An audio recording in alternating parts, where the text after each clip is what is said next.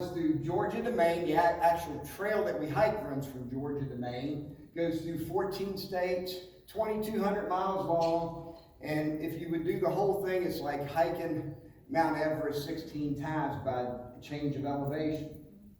Actually, a portion of it goes right by Front Royal here on the east side. Some of the most diverse plant life on the planet located on the Appalachian Mountains. You have your wetlands, you have forests, you have beautiful flowers, just tremendous deciduous forest. That's one of the largest oak trees on the East Coast. You also even run into some tundra up on the higher elevations, grasslands, and you can see just fall foliage behind me. Absolutely gorgeous.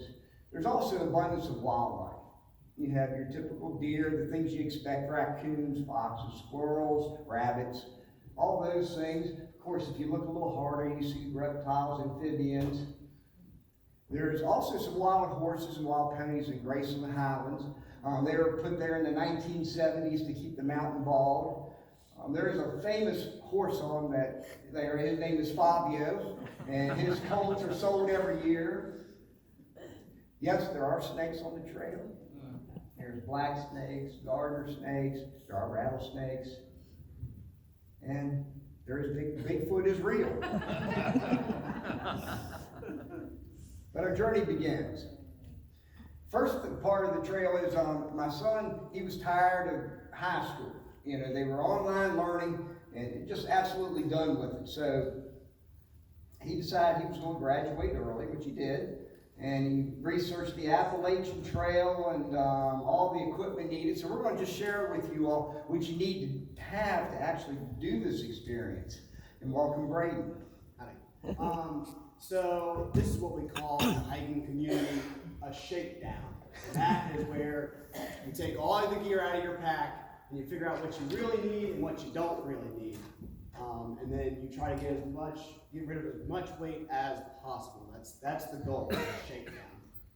So first thing that you need, some good old trekking poles. All right, that's the first thing you need. And the second thing you need is your hip belt. All right, so what's in your hip belt? That is the things you need the fastest. That is what you need to get to when you don't want to take your pack off because you get tired taking this thing on and on all day long. Right. So first necessity, snacks. This is the first thing you need out there, right? It's the most important thing. I'm tired of peanut products. I don't ever want to see another peanut. Another pack of peanuts. Never again. Headlamp, so if you get caught in the dark, you need to be able to pull that thing right out and see what's going on. Hygiene kit.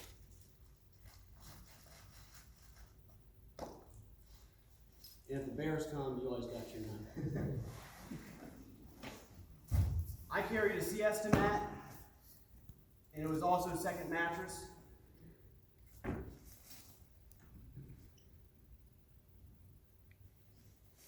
Most other important thing was my schmog. This is a blanket, pillowcase, towel, whatever you want it to be, it can be. The pack weighs about 35 pounds fully, with food and water and everything. Water, another big, important, crucial step. Oh, I knew. Thank you. Has it been filtered? It has been filtered. Yeah, you're good there. Always carry a liter on you. Carried a water filter, of course. I don't have that today. Had to throw it away. Sitting too long.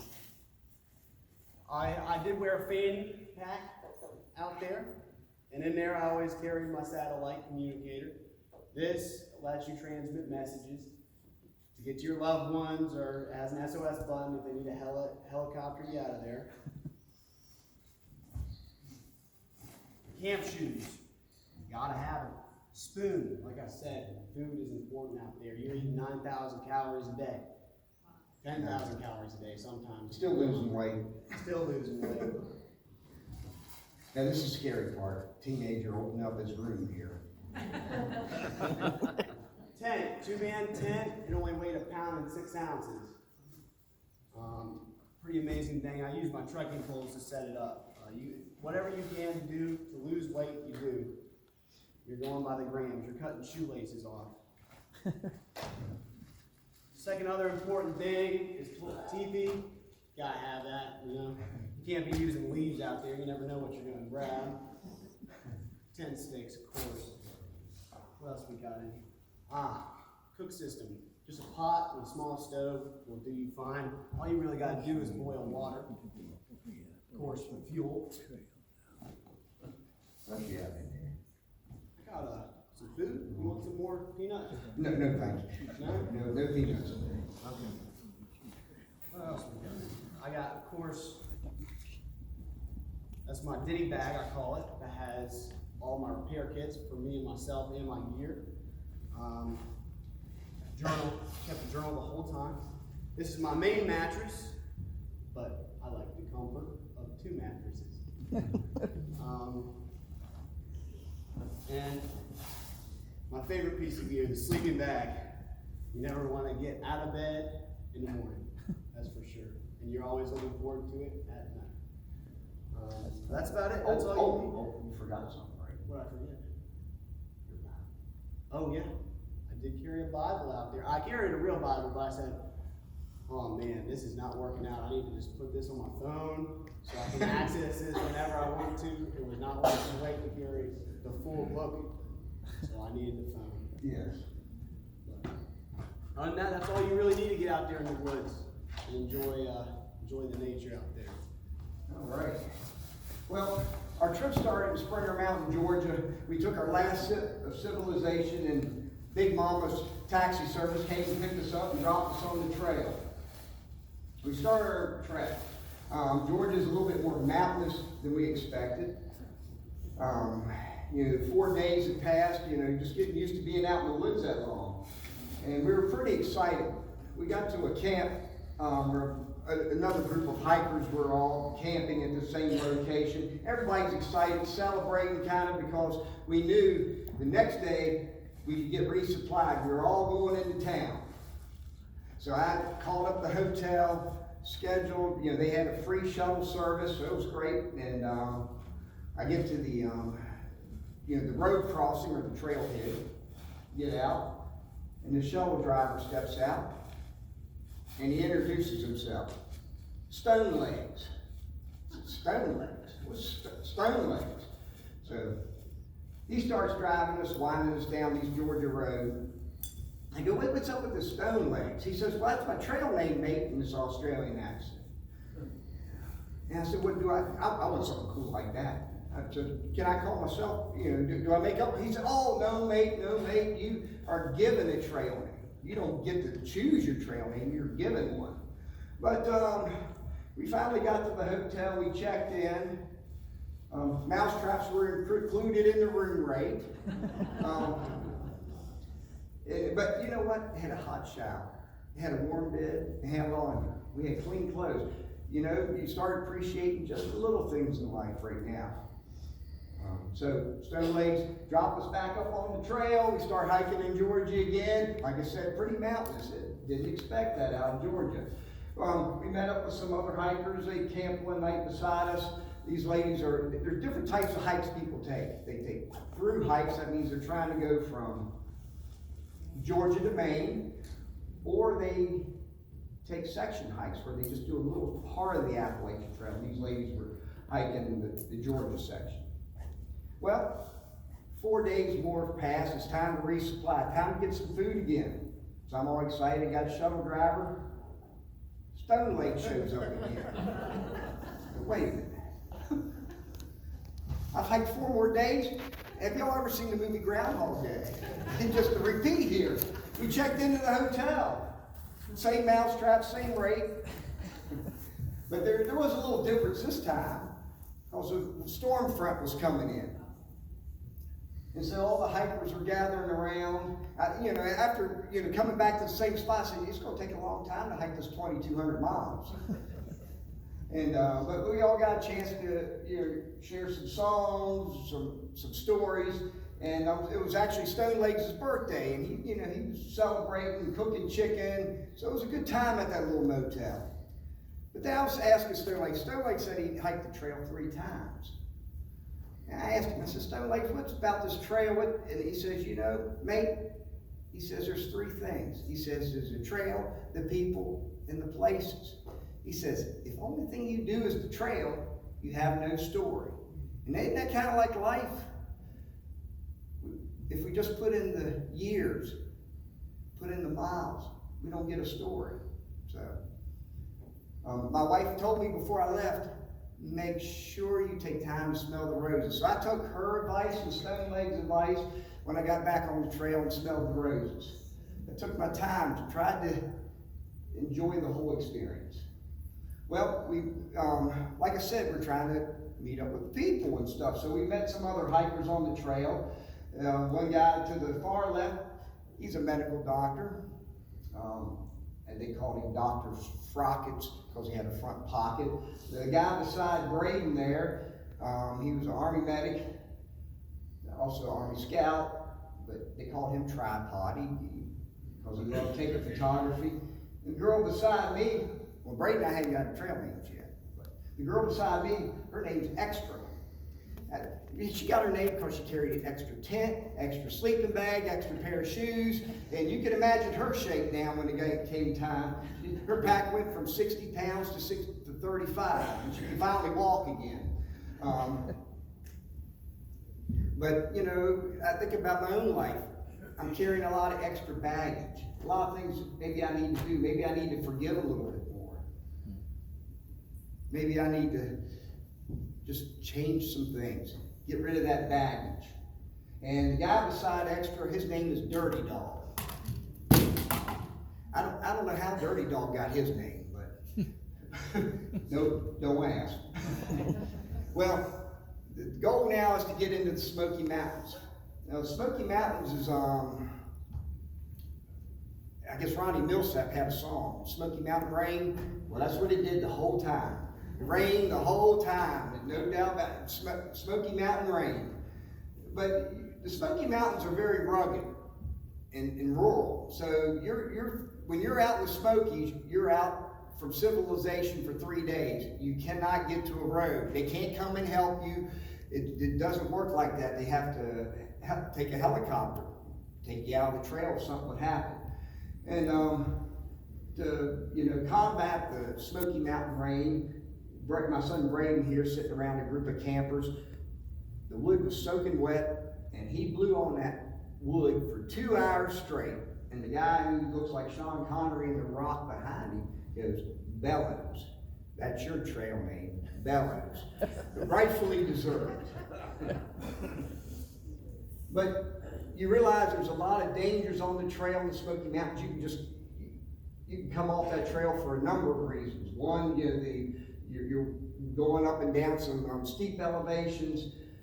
You also run into places where it might be flooded. You can't get through. You have to make some choices in life there. I've fallen, I can't get up. I fell every day. I tripped over something, especially later in the day. I didn't pick my feet up as much as I did in the earlier part of the day. And you can see we're walking in wet trail. There are rattlesnakes. These two were found about an hour and a half south of Front Royal. That's the only two poisonous snakes we found on the trail. They're both the same day right here near Front Royal. Beware. You also have to be careful of bears. They'll come in and invade your tent. One of the hikers, a bear tore his tent with his paw and took his water bottle. So you hang your food up, and we did what we're supposed to do. We hung our food up. It got stuck, so then we had to improvise and cut it down. Now it's 2 days worth of food. We're getting that down. I said, Brady, you got to climb up there. And we tried to climb. It didn't work, so we finally figured out how to get it down. Also, your feet are important. We had a little trail surgery on the way. Dirty Dog was getting his feet worked on, had real bad blister infection. That would take you right off the trail. And another, ticks, Connecticut, terrible. That'll take you off the trail. And the water, you got to purify your water the whole time. And also, Indiana Jones there with the fallen rock, beware. But the biggest thing that will take you off the trail is the rain. And the rain and the cold. It changes the game. You don't realize how cold you get till you get wet. The temperature in the Smoky Mountains we faced a storm, and the temperature dropped to 40 degrees, and all the hikers were soaking wet. We all gathered in this little shelter that was made for 12. There was 30 hikers packed in there tight, borderline hypothermia. One of the ladies just was struck by lightning ahead of us, and then Brayden and I had to make a decision. Well, first thing we did, we go, well, we could, maybe all of us together, we can carry this lady out of here because the medics weren't coming until the following day. But she was, stable, foot was burned, but she, wanted to stay. And so Brayden and I went ahead, moved on through the storm, ended up getting a ride into Gatlinburg because we were that close to the trailhead. We took advantage of it. This is where we finally met up with some hikers again. We met up with one of his buddies from college. He was going down to Tennessee, and my wife even came down to visit Gatlinburg. My wife dropped us back on the trail. We started hiking again. It's all about the people and the places. So we run into a little hostel called Standing Bear, and it's a pretty cool spot. The hostels are a little shelter set up along the way where you can get a shower, get a meal, get these kinds of things. The guy sitting beside me, his name is Walmart. He's attempting his third hike. Walmart, I guess after the first time or two he hiked it, he decided you really don't need to carry much. It's just like in life again. All he carried was a puffy to sleep in and a tarp. It was pretty simple. But we continued hiking, trying to push north. We met up with Dirty Dog again, we camped together. And then along the way, there's always these trail angels to help you get through. These trail angels would set up at the trailheads where you cross a road or whatever. And this particular couple, they had hot dogs, hamburgers out there grilling, sodas, and see that at the chair. And after 4 days of sitting on rocks and everything, you can appreciate the chair. You can appreciate a ride in the back of a pickup truck when you can get one. I did my first hitchhike. My son said, "Oh, nobody's gonna stop for you." And I threw my thumb up in first person. Bam! I had a ride. And this lady, she had lost her son at 21 years old, and this is what her way of giving back because her son enjoyed hiking so much and the cooler coast. This is who I want to be when I grow up. This gentleman, he is an Army Ranger, retired, but he just follows the trail around and he hands out ice cream to everybody. And to a hiker, ice cream's a real treat. But we're continuing our journey. We're weaving through Tennessee, North Carolina. We finally make it to Hot Springs. That's the French Broad River beneath us. We again run into Dirty Dog, the doctor, tripod, and extra. Everybody's a lot thinner than what we were when we started. It's at least 10 to 20 pounds lighter. And in Hot Springs, we meet another eccentric shuttle driver. This guy's name is Jumanji. He makes his own clothes. He was a software engineer. He hiked the trail and decided to change his life. He runs a hostel now there in Hot Springs. So you meet this cast of characters all along the way. We met this other lady here. She's a trail angel. And she was special. She really enjoyed hiking. She just loved it. And she had coffee and little Debbie cakes, and oh my goodness, I never eat Debbie cakes, but I had a lot of Debbie cakes that day. And she was chatting. She says, "Oh, you can't wait. You're going to love the Roans. The Roans, beautiful. They're spiritual. They're magical. These mountains, the Roan Mountains." So she was an avid hiker, and that was her favorite part of it. That inspired her, those Roan Mountains. So Brayden and I hiked on, keep trudging north, just absolutely gorgeous scenery, the spring and the mountains, the flowers are blooming. And then we arrive into Irwin, Tennessee, where Uncle Johnny's. And at the end of the trailhead, there's Stone Legs, cooking chicken. That's the only thing he must do is drive a vehicle and cook chicken because he was cooking chicken at the other place. So what's he, we're hours and hours by car away, by hiking months away, and here's Stone Legs. Run into him again. Uncle Johnny's a great little hostel. Again, hikers get to share stories, get a shower, clean up, we smell a lot better. Also in Irwin, Tennessee, we met this gentleman. His name is, we thought his name, everybody called him Bimbo. But he had a stroke and he couldn't say his name correctly, but it was Bilbo. Bilbo Baggins, that's what his wife called him. So, but he's the toughest man on the trail. He's a little bit limited on the left side, but he was hiking this trail. He's a former, he's retired, his military service. He's also a retired police officer and firefighter. And he was hiking the trail for brain awareness. Well, we get to this little stop along the road, and church had set up a trail station where they gave out sodas again, nice chairs. Oh my goodness, like everybody likes to sit down. And Bilbo stopped in, and Bilbo shares a story with us. Bilbo goes, I was an atheist. He goes, I didn't believe in God. He says, and then when he had that stroke, he lay down, he said, and he was dead. He had died. And he said, Jesus came to him and saved him. And of course, he's, wears the cross necklace all the time and changed his life, transformed him. I go on to the next section of the trail. This is the part that I didn't want to talk about. But before I gave this presentation to my other church, the week prior, I was sitting in the back. I always sit in the back of the church so I can get out quick. But I was sitting in the back, and there's this gentleman named Terry Schaefer, and we just shake hands. We just do cordials, good morning, and then we sit down. But this morning was different.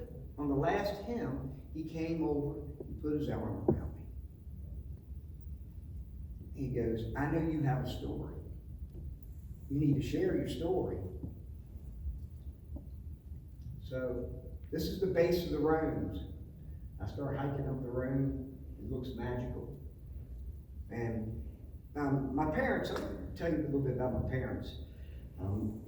Mom has dementia, and she had a stroke prior, the year before, and my 89-year-old father was taking care of her by himself. And they were doing okay. If y'all have ever seen the movie The Notebook, that's my parents. I sit down with my folks every time, and Mom would go, Hector, when did you first see me? He goes, at the pool. And Hector, what was I doing? You walked by. She goes, well, what was I wearing? A blue bathing suit. He liked to watch me wiggle, she'd tell everybody. But that story over and over again, she repeats the story. And it's, so, my heart's heavy at this time. As I'm hiking up this section, my son, of course, 18 years old, he's way ahead of me.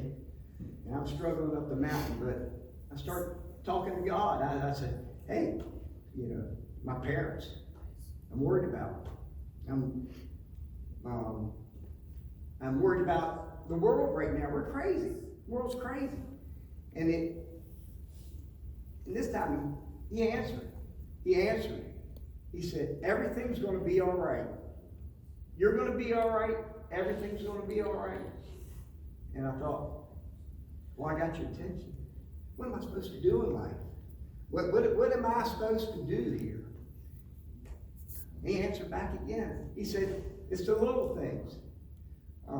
I remember, and then I thought about this lady in church. I always get a birthday card from her. It makes me feel special every birthday. And I get a birthday card from a coach I used to work with. It wasn't as appropriate as the other card, but it always made me feel special. And then I think about the little things. I think Ron and Clay are in the audience somewhere. Us doing a mission trip down in Kentucky. Those are the special things, the little things that make a difference. And I was unchained, as that song said. I was free. The first time in my life, I was free. No fear at all. Well, the roads are absolutely magical, spiritual. We had a wonderful walk across the top of the bog, and we finally made it to Damascus. This is Virginia. This is a trail, very popular trail town. The trail goes right through the middle of it, and we meet up again with Bilbo. You just keep running into the same people. It's pretty cool experience, and that was his wife. She had met him down there. So we leave Damascus. We get into Graceland Highlands and Fabio, and trying to enjoy the scenery down there with the wild ponies. Then we make it to Marion, Virginia. We run into the eccentric shuttle drivers again. This man's name is Trasher. He picked up a group of us up out of the trail, and he's a little rough around the edges there. But we took a few minutes to get to know Trasher. He came back the next day and picked my son and I up and drove us to dinner. He actually joined us for dinner. He not only joined us for dinner, he picked up the tab, and then he proceeded to show us around the town, Marion.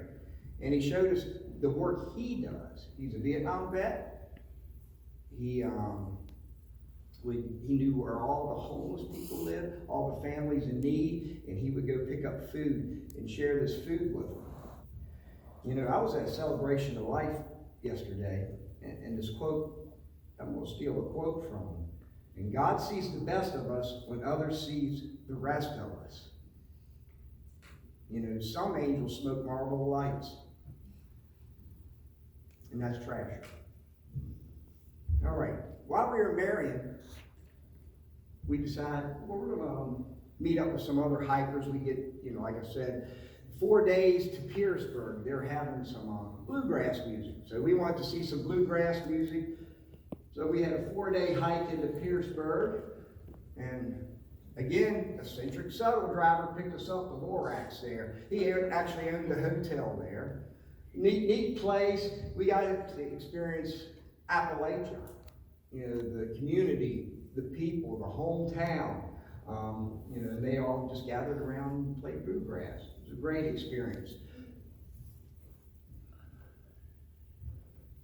We keep hiking, and the next big destination is the Virginia Triple Crown. This is a couple of hikes fairly close together. We meet 2 other hikers. Young lady there's her name's Coach.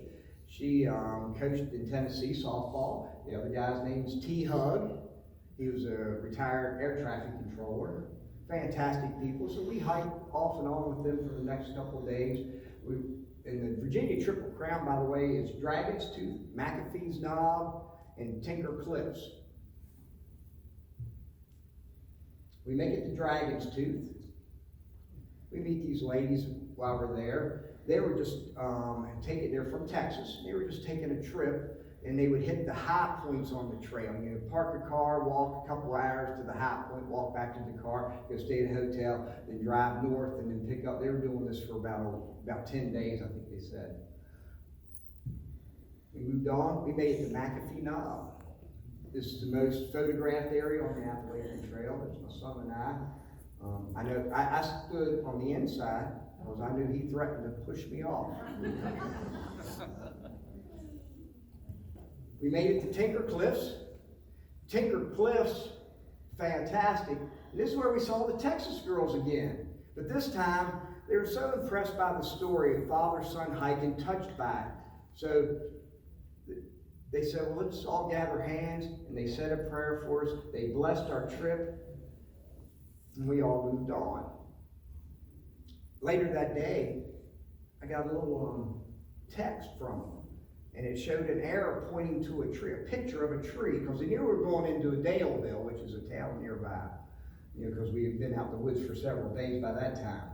And it had an arrow pointing down to this base of the tree. We get to the base of the tree, we dig up under the brush, and they left us money for dinner, which was pretty cool. That's the trail magic there. So,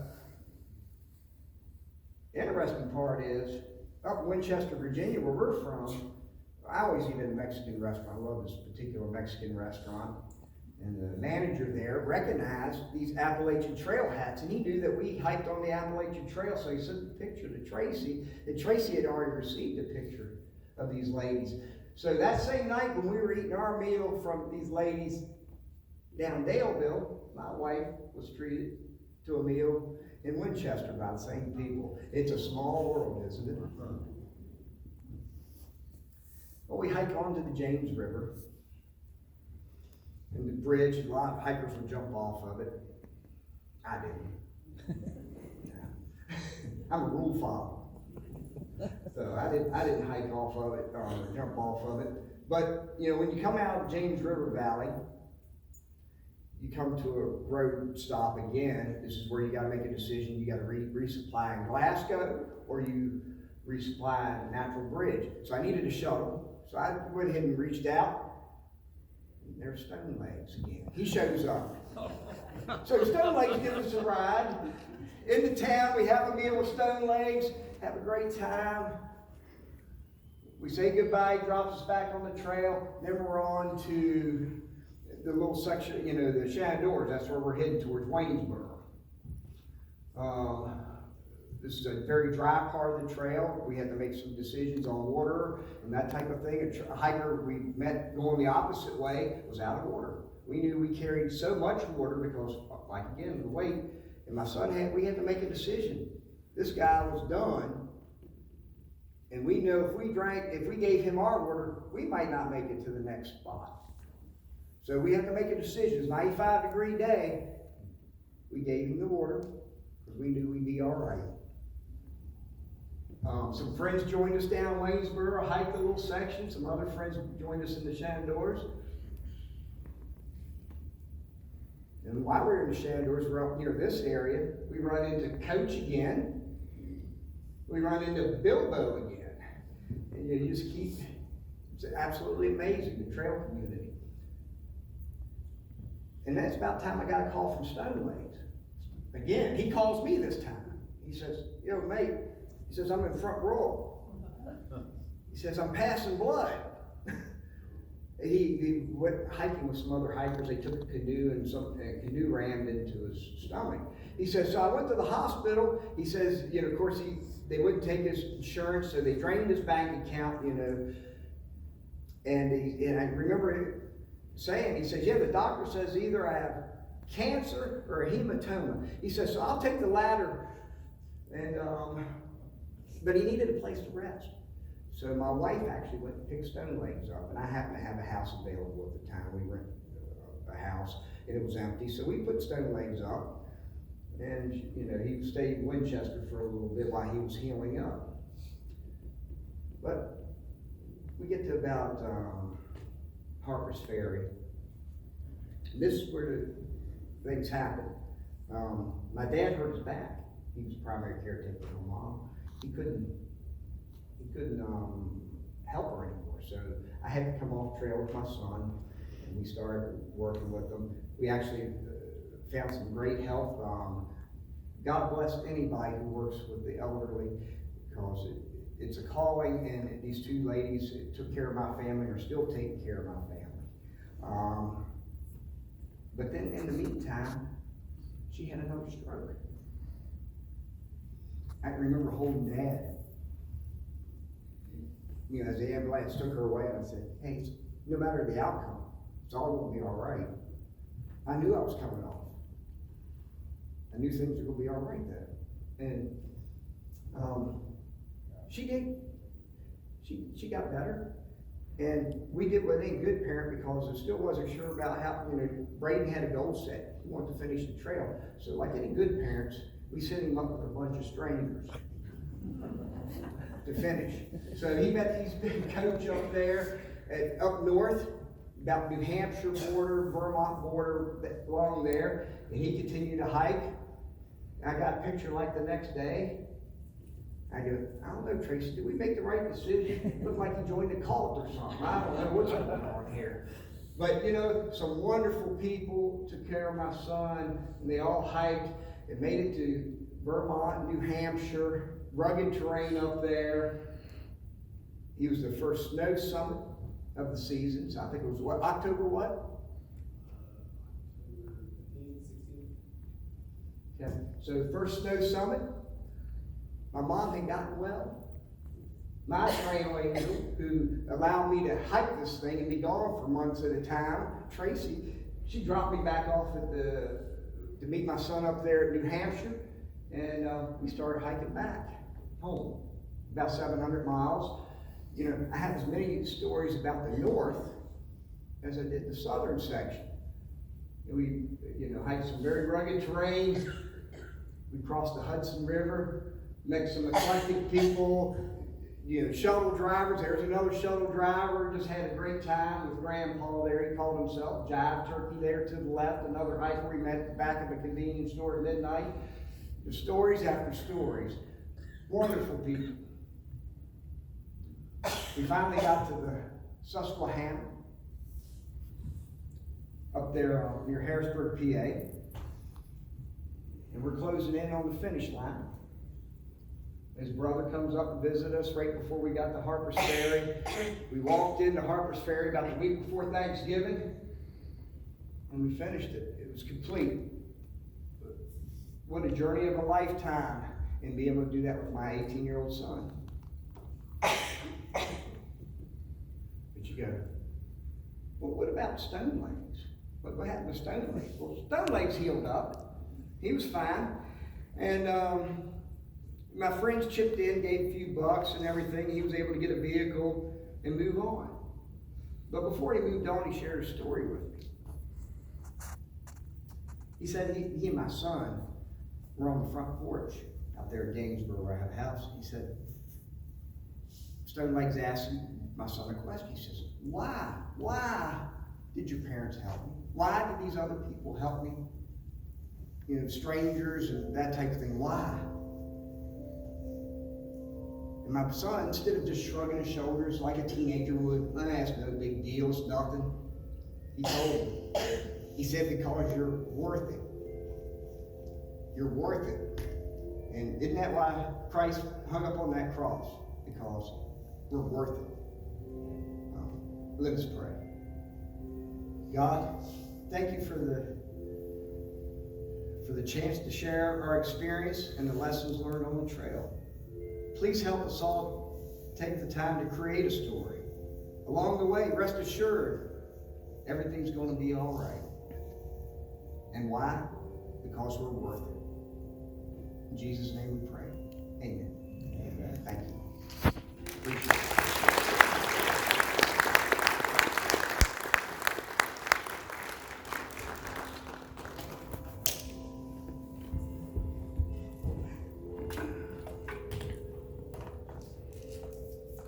Thank you, brother, for coming and sharing. Thank you. I appreciate it. Blessing us. Brayden. We heard a lot of the stories before, especially Stone Lakes. He came to the house there and we saw all that. But one of the things he did, Jimmy's been challenging me with, is the idea, since we are so close to the trail that goes through in town, is to see if there might be some angels in our congregation, some trail angels that we might create an opportunity to run down there on Fridays or Saturdays or one day a week and have water and food and little Debbie's or something that we might be able to bless them just because they're worth it in the midst of their journey as well. Thank you for coming today. Bless you. Next week we are baptizing. So if that is you or wants to be, you